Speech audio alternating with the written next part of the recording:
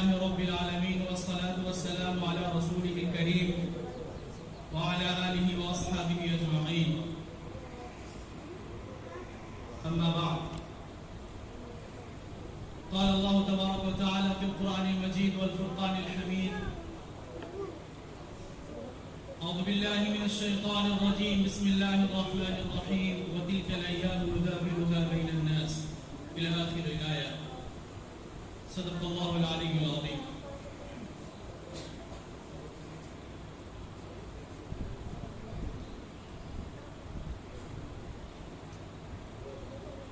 In the name of Allah, the most gracious, the most merciful. Honorable my guests and respected my teachers and dear my audience and my beloved students, Assalamu alaikum wa rahmatullahi wa barakatuh. Today we are here to celebrate our 75th Independence Day of India. It is a glorious part of our Indian history that our freedom fighter got freedom from the slavery of Indian British that came from England. And our father, our ancestors martyred for the sake of the country, and they performed sacrifice for the freedom from the brutality of English. Oh my friend, it should be mentioned here that India got freedom from the brutality of British from England, but we are now not completely got freedom from our thought that our constitution made by Bhimrao Ambedkar provided us the freedom of sacrifice, the freedom of speech, freedom of thought, protection of life and personal liberty. India, we should know today that when they made constitution, they thought they made the Indian subcontinent sovereignty, socialist, democratic, republic, justice, fraternity, and overall that is a secular country that where all religions have equal part. There is no difference, there is no discrimination among any faith or any belief. But today, honestly, we have been discriminated on the basis of religion, on the basis of creed, on the basis of faith. That is the most destroying the feature of the Constitution of India.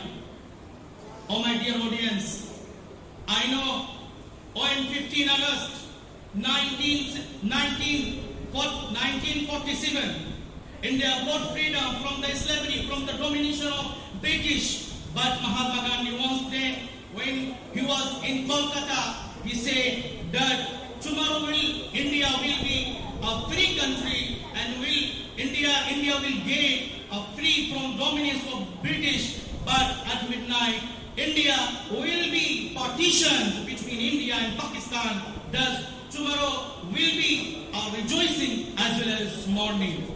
For example,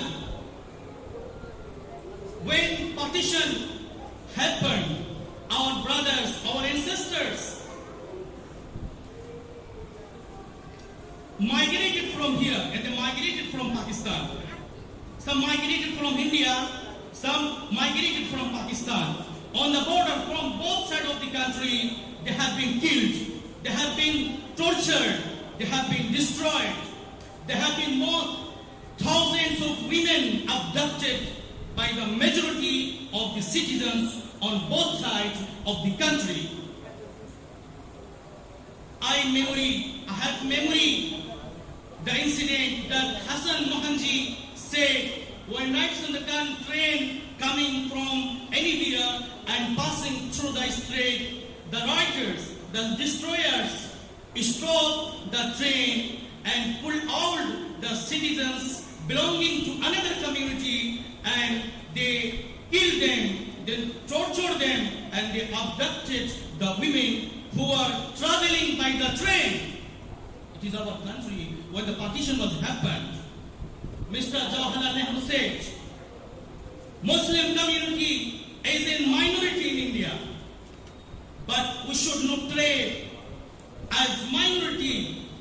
We should trade with them as we have trade with majority. But unfortunately, today we have discriminated. The power, the feature with the Constitution of India provided us, deprives us from the fundamental rights, from the fundamental and basic rights that the Constitution of India provided us.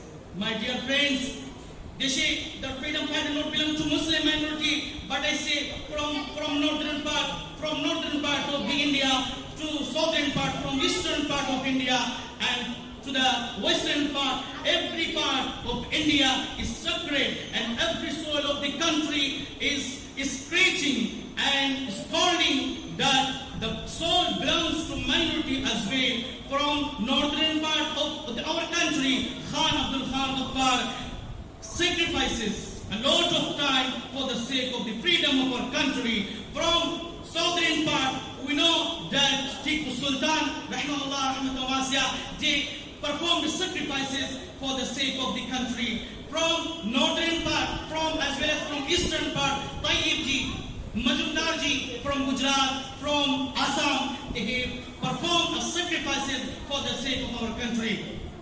That we are patriots, that we believe in constitution, that we believe in republic, that we believe in secularism. It was said that India is the largest democratic, socialist and republic and justiciable country that Indian constitution provides its citizens. They attack us and say that you are migrated, that you are not original of Indian original, that you are come from abroad.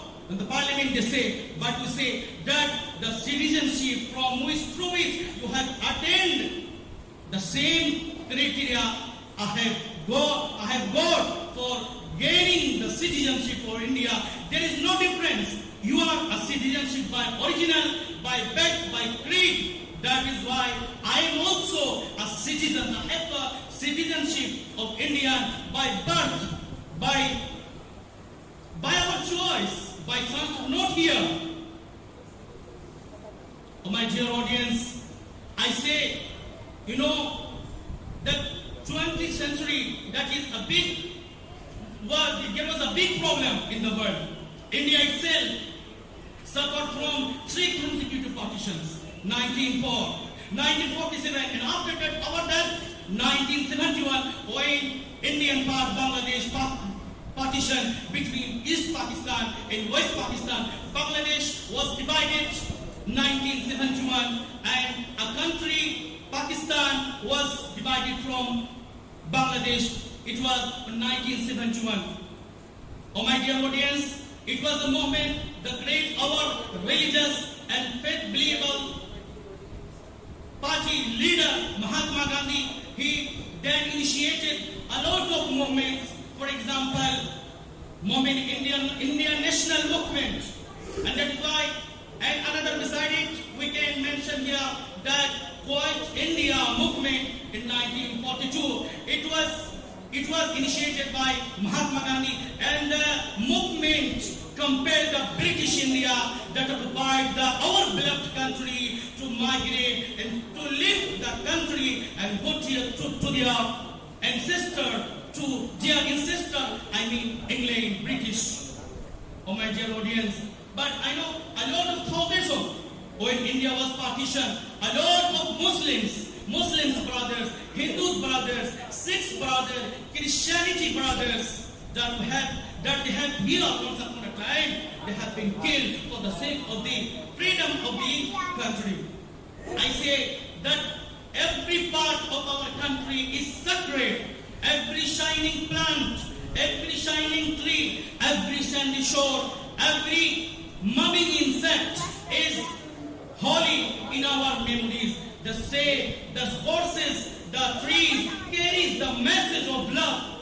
The Himalaya, the great Himalaya in the northern part, and Brahmaputra from eastern part of our country, and Narmada from western part of our country, and Ganga and Yamuna from the central part, from Uttarakhand to the central part, and Bay of Bengal, it carries not water, they carries the message of love, they carry the message of prosperity, and they carry the integrated, and they carry the tranquility among us. These are not water, but the blood of our ancestors. I can here mention our ancestors who fought for the sake of our country. I can mention here from Khan Abdul Khan Affar, and as well as Maulana Hussain Ahmad Madani, Rahimahullah, Rahmatan Wasiya, in Vigon, Malta. He was a prisoner in Malta. And then we can say Sayyid Ahmad Breaki, Rahmatullah alayh, he was captured and he has been gone to jail. Hussain Hazrat Mohanji, who coined the term of Inqilab Zindabad. He was a Muslim, and a lot of, I can say, the Urdu poem by beloved and famous poet Bismil Azimabadi, he mentioned regarding the freedom of India, he recognizes a lot of points regarding freedom of India, and a lot of the most valuable and not mentionable part of his poetry, I can say, in Urdu language, in Urdu script, पर सरफरोशी की तमन्ना अब हमारे दिल में है, सरफरोशी की तमन्ना अब हमारे दिल में है, देखना है जोर कितना बाजुए कातिल में है. The desire for giving sacrifice is in our hearts. The desire, it meaning in English, the desire to sacrifice for the sake of the country, for the sake of freedom, for the sake of freedom from British ruling is in our hearts. We have to see whose arms is more powerful. It was said by Bismil Azimji. Once upon a time was said that India is a diversity country. India is a multicultural country. India is a multi-religious country. India, there is no majority. There is every religion who has a lot of its diversity is equal to majority party. That we should take the fundamental rights that Constitution of India provided us. We should follow the principle. That is why we can go forward to the prosperous life and continuous life that should lead the Indian subcontinent toward prosperity in its future. So here I conclude my lecture. Assalamu alaikum wa rahmatullahi wa barakatuh. Wa akhiru da'wana alhamdulillah.